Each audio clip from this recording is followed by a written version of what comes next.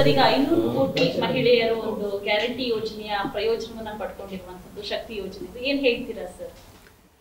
ನಮ್ಮ ಪಕ್ಷ 2023ರಲ್ಲಿ 5 ಗ್ಯಾರಂಟಿಗಳನ್ನು ಘೋಷಣೆ ಮಾಡಿದರು. ಅದರಲ್ಲಿ ಭಾಳ ಪ್ರಮುಖವಾಗಿ ಶಕ್ತಿ ಕಾರ್ಯಕ್ರಮ ಅಂದರೆ ಮಹಿಳೆಯರು ಉಚಿತವಾಗಿ ರಾಜ್ಯದ ಎಲ್ಲ ಭಾಗದಲ್ಲೂ ಪ್ರಯಾಣ ಮಾಡುವಂಥ ಅವಕಾಶವನ್ನು ಮಾಡಿಕೊಡ್ಬೇಕು ಅಂಥೇಳಿ ರಾಹುಲ್ ಗಾಂಧಿಯವರು ಮಂಗಳೂರಲ್ಲಿ ಹೇಳಿದರು. ಅದಾದಮೇಲೆ ನಮ್ಮ ಪ್ರಣಾಳಿಕೆಯಲ್ಲೂ ಕೂಡ ಸೇರಿಸಿದ್ವಿ. ಆಮೇಲೆ ನಮ್ಮ ಸರ್ಕಾರ ಅಧಿಕಾರಕ್ಕೆ ಬಂತು. ಸರ್ಕಾರ ಅಧಿಕಾರಕ್ಕೆ ಬಂದ ಕೇವಲ 21 ದಿನದಲ್ಲಿ ಮೇ 20ಕ್ಕೆ ನಮ್ಮ ಸರ್ಕಾರ ಬಂತು. ಜೂನ್ 11ಕ್ಕೆ ನಮ್ಮ ಈ ಕಾರ್ಯಕ್ರಮ ಶಕ್ತಿ ಕಾರ್ಯಕ್ರಮವನ್ನು ಪ್ರಾರಂಭ ಮಾಡಿದ್ವಿ. ಶಕ್ತಿ ಕಾರ್ಯಕ್ರಮ ಪ್ರಾರಂಭ ಮಾಡೋಕ್ಕೆ ಮುಂಚೆ ಅನೇಕ ತೊಡಕುಗಳಿತ್ತು. ಅದನ್ನೆಲ್ಲ ಕೂಡ ನಾವು ನಿವಾರಿಸ್ಕೊಂಡು, ಉದಾಹರಣೆಗೆ ನಮ್ಮಲ್ಲಿ ಬಸ್ಸುಗಳ ಕೊರತೆ ಇದ್ದಾಗ, ಮತ್ತು ರಿಕ್ರೂಟ್ಮೆಂಟ್ ಆಗಿರಲಿಲ್ಲ, ಮತ್ತು ಕರೋನಾ ಸಂದರ್ಭದಲ್ಲಿ 3800 ಬಸ್ಸುಗಳನ್ನು ನಿಲ್ಲಿಸ್ಬಿಟ್ಟಿದ್ರು. ಇದನ್ನೆಲ್ಲ ಕೂಡ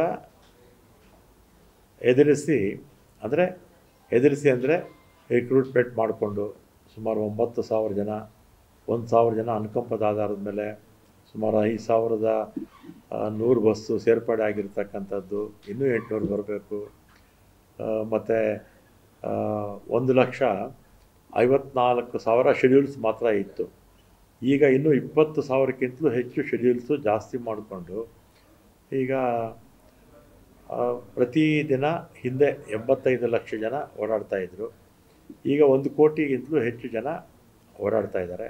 ಅದರಲ್ಲಿ ಮಹಿಳೆಯರು ಪಾಲು ಸುಮಾರು 53-54% ಇರುತ್ತೆ. ಈ ತಿಂಗಳು 14 ಅಥವಾ 15ನೇ ತಾರೀಕಿಗೆ 500 ಕೋಟಿ ಮಹಿಳೆಯರು ಪ್ರಯಾಣ ಮುಟ್ಟುತ್ತೆ. 14 ಅಥವಾ 15ಕ್ಕೆ ಮುಟ್ಟುತ್ತೆ.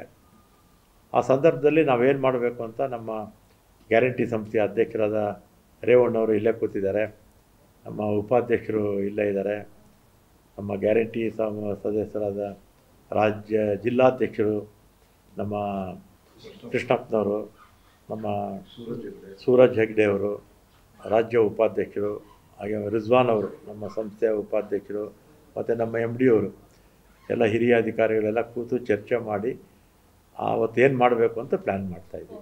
ಇದು ಮಹಿಳೆಯರ ಇಡೀ ರಾಷ್ಟ್ರದಲ್ಲೆಲ್ಲ ಪ್ರಪಂಚದಲ್ಲಿ ಒಂದು 500 ಕೋಟಿ ಮಹಿಳೆಯರು ಉಚಿತವಾಗಿ ಪ್ರಯಾಣ ಮಾಡಿರತಕ್ಕಂಥದ್ದು ಒಂದು ದಾಖಲೆ ಅಂತ ಹೇಳ್ಬೋದು.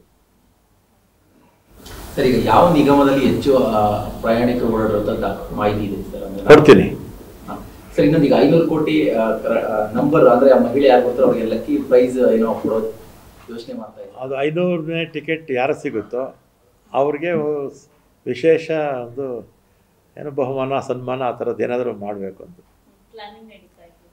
ಏನು ಪ್ಲ್ಯಾನಿಂಗ್ ಏನಿಲ್ಲ. ಅವರಿಗೆ ಒಂದು ಶಾಲು ಹಾಕಿ ಸನ್ಮಾನ ಮಾಡಿ ಗೌರವ ಮಾಡಿ ಒಂದು ಗಿಫ್ಟ್ ಕೊಡಬೇಕಲ್ಲ. ಮೆಜೆಸ್ಟಿಕ್ಕು ಏನಮ್ಮ 40 ಎಕರೆ ಜಾಗ ಇದೆ. ಅದರಲ್ಲಿ ಸ್ವಲ್ಪ ಜಾಗ ಮೆಟ್ರೋ ಕೊಟ್ಟಿದ್ದೀವಿ, KSRTC ಸಂಬಂಧಪಟ್ಟಿರ್ತಕ್ಕಂಥ ಜಾಗ. ಅದು ಪ್ರಾರಂಭ ಆಗಿದ್ದು ಮೊದಲು ಅಲ್ಲಿ ಕಾಂಗ್ರೆಸ್ ಎಕ್ಸಿಬಿಷನ್ ನಡೀತಾ ಇತ್ತು. ಮೊದಲೆಲ್ಲ ಭಾಳ ವರ್ಷ ಎಕ್ಸಿಬಿಷನ್ ನಡೀತಾ ಇತ್ತು. ಆಮೇಲೆ ಅಲ್ಲಿ ದೇವರಾಜ ಅರಸವರು ಅಲ್ಲಿ ಬಸ್ ಸ್ಟ್ಯಾಂಡ್ ಕಟ್ಟಬೇಕು ಅಂತ ಫೌಂಡೇಶನ್ ಹಾಕಿದ್ರು. ಗುಂಡೂರಾವ್ ಅವರು ಅದನ್ನು ಉದ್ಘಾಟನೆ ಮಾಡಿದ್ರು. ಈಗೇನಾಗಿದೆ, ಆಗ ಜನ ಅಂದರೆ ಓಡಾಡೋ ಜನ ಕೂಡ ಕಡಿಮೆ ಇದ್ದರು. ಬಸ್ಸುಗಳ ಸಂಖ್ಯೆನೂ ನಮ್ಮ ಹತ್ರ ಆಗ 45 ವರ್ಷಕ್ಕೆ ಮುಂಚೆ 1981 ಲೆಕ್ಕ ಹಾಕ್ಕೊಳ್ಳಿ, ಬಸ್ಸುಗಳ ಸಂಖ್ಯೆನೂ ಕಡಿಮೆ ಇತ್ತು. ಈಗ ನಮ್ಮ ಬಸ್ಸುಗಳ ಸಂಖ್ಯೆನೂ ಜಾಸ್ತಿ ಆಗಿದೆ, ಓಡಾಟನೂ ಜಾಸ್ತಿ ಆಗಿದೆ. ಮತ್ತು KSRTC ಒಂದರಿಂದನೇ 3000 ಬಸ್ಸು ಹೊರಡುತ್ತೆ ಅಲ್ಲಿಂದ. ಮತ್ತು BMTCದು 10,000 ಬಸ್ಸು ಅಲ್ಲಿಂದ ಪ್ರತಿದಿನ ಹೊರಡುತ್ತೆ. ಅಂದರೆ ಸೆಕೆಂಡ್ ಲೆಕ್ಕದಲ್ಲಿ ಹೋಗ್ತಾ ಇರುತ್ತೆ. ಜಾಗ ಸಾಕಾಗ್ತಿಲ್ಲ ನಮಗೆ. ಈಗ ಇರ್ತಕ್ಕಂಥದ್ದು ಬರೀ ನೆಲದ ಮೇಲೆ ಮಾತ್ರ. ಈಗ ನಾವು ಅದಕ್ಕೆ ಒಂದು ಹೊಸ ರೂಪ ಕೊಡಬೇಕು ಅಂತ 16ರಲ್ಲಿ ಪ್ರಯತ್ನ ಮಾಡಿದ್ವಿ. ಅದ್ಯಾಕೋ ಆವಾಗ ಸಕ್ಸಸ್ ಆಗಲಿಲ್ಲ. ಆಮೇಲೆ ನನ್ನ ಇಲಾಖೆನೂ ಕೂಡ ಚೇಂಜ್ ಆಯಿತು. ಮತ್ತು ಈಗ ಮೊನ್ನೆ ಚೀಫ್ ಮಿನಿಸ್ಟ್ರು ಬಡ್ಜೆಟಲ್ಲೇ ಘೋಷಣೆ ಮಾಡಿದ್ದಾರೆ, PPP ಮಾಡಲಲ್ಲಿ ಮಾಡೋದು ಅಂತ ಮಾಡಿದ್ದಾರೆ. ಅದಕ್ಕೆ ಒಬ್ಬರನ್ನ ಅಡ್ವೈಸರ್ ಟೆಕ್ನಿಕಲ್ ಆಗಿ ನಾಲೆಡ್ಜ್ ಇರ್ತಾರಲ್ಲ ಅಂಥವ್ರಿಗೆ ಒಂದು ಟೆಂಡ್ರ್ ಕರೆದು ಪಾರ್ಟಿಸಿಪೇಟ್ ಮಾಡೋದಕ್ಕೆ ಟೆಂಡ್ರ್ ಕರೆದಿದ್ದೀವಿ. ಅವರು ಬಂದ ಮೇಲೆ ಆಯ್ಕೆ ಮಾಡಿಕೊಂಡು ಅವ್ರಿಗೆ ನಾವು ರೂಪುರೇಷೆಗಳು ಹೇಗಿರಬೇಕು ಅಂತೇಳಿ ಅವ್ರಿಗೆ ನಮ್ಮ ಬೇಡಿಕೆ ಏನು ಅದನ್ನೆಲ್ಲ ಕೂಡ ಕೊಡ್ತೀವಿ. ಆಮೇಲೆ ಅವರು ಮತ್ತೆ ಟೆಂಡ್ರ್ ಕರೀತಾರೆ. ಟೆಂಡ್ರ್ ಕರೆದಾಗ ಯಾರು ಕ್ವಾಲಿಫೈ ಆಗ್ತಾರೆ ಅಂಥವ್ರಿಗೆ ಕೊಡ್ತೀವಿ. ಇದೆಲ್ಲ ಸ್ವಲ್ಪ ಸಮಯ ಬೇಕು, 4-5 ತಿಂಗಳು ಬೇಕಾಗುತ್ತೆ. ನಮಗೆ ಕನಿಷ್ಠ KSRTC BMTCಗೆ 2-3 ಫ್ಲೋರ್ ಬೇಕಾಗುತ್ತೆ ನಮಗೆ. ಅಲ್ಲೇ ವರ್ಕ್ಶಾಪ್ ಒಂದಿದೆ, ಆಮೇಲೆ ವರ್ಕ್ಶಾಪ್ ಇಲ್ಲ, ಡಿಪೋ ಇದೆ, ಡಿಪೋನೂ ಬೇಕಾಗುತ್ತೆ, ವರ್ಕ್ಶಾಪು ಬೇಕಾಗುತ್ತೆ. ಮತ್ತು ಬಸ್ಸುಗಳು ಹೋಗೋದು ಬರೋದು ಸುಮಾರು 13,000 ಶೆಡ್ಯೂಲ್ಸು ಇವತ್ತಿಗಿದೆ, ಮುಂದಕ್ಕೆ ಇನ್ನೂ ಜಾಸ್ತಿ ಆಗ್ಬೋದು. ಮತ್ತು PPP ಮಾಡಲ್ ಅಂದರೆ ಸಹಜವಾಗಿ ಕಮರ್ಷಿಯಲ್ಲೇ ಇರುತ್ತೆ. ಅದು ಸ್ವಲ್ಪ ಒಂದು 3-4 ತಿಂಗಳು ಒಂದು ಬಂದ ಮೇಲೆ ಒಂದು ಔಟ್ಲುಕ್ಕು ಗೊತ್ತಾಗುತ್ತೆ ನಮಗೆ. ಸರ್, ಇನ್ನೊಂದು ಕಡೆಯಾಗಿ ಲಾರಿಯರು ಕೂಡ ಮುಷ್ಕರವನ್ನ ಮಾಡ್ತಾ ಇದ್ದಾರೆ ಸರ್.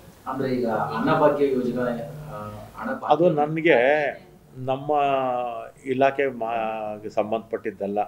ನಮ್ಮ KH ಮುನಿಯಪ್ಪನವರು ಅದಕ್ಕೆ ಸಂಬಂಧಪಟ್ಟ ಮಂತ್ರಿಗಳು. ಅದು ಏನಾದರೂ ಇದ್ದರೆ ಮುಖ್ಯಮಂತ್ರಿಗಳ ಹತ್ರ ಚರ್ಚೆ ಮಾಡಿ ಅದನ್ನು ಪರಿಹಾರ ಕೊಡಿಸ್ತಾರೆ. ಮತ್ತು ನಾನು ಕೂಡ ಏನು ಮನವಿ ಮಾಡ್ತೀನಿ ಅಂದರೆ, ಲಾರಿ ಮಾಲೀಕರಿಗೆ ಎಲ್ಲೂ ನಿಮ್ಗೆ ಹಣ ಬರೋದು ಬಂದೇ ಬರುತ್ತೆ, ಅದರ ಸಾರ್ವಜನಿಕರಿಗೆ ತೊಂದರೆ ಆಗಬಾರ್ದಲ್ಲ, ಅದರಿಂದ ಮುಷ್ಕರ ಮಾಡೋದು ಬೇಡ ಅಂತ ನಾನು ಅವ್ರ ಮನವಿ ಮಾಡ್ತೇನೆ. ನ್ಯೂಸ್ ಫಸ್ಟ್ ನಿರ್ಭೀತಿಯಿಂದ ನಿಮ್ಮ ಪರವಾಗಿ.